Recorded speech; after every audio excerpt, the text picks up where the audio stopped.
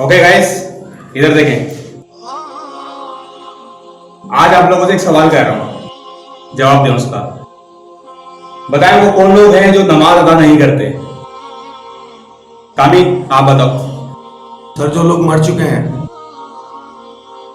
आप बताओ। सर, जो लोग मुसलमान नहीं हैं। अबरार, आप बताओ। सर, जिनको नमाज नहीं आती है।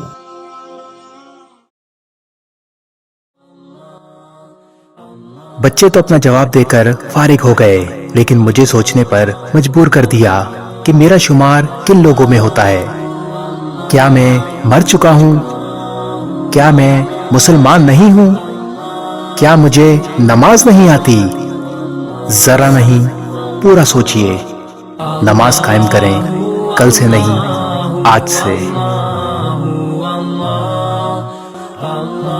इस वीडियो को शेयर जरूर करें। हो सकता है आपके एक शेयर से ये बात किसी के दिल में उतर जाए।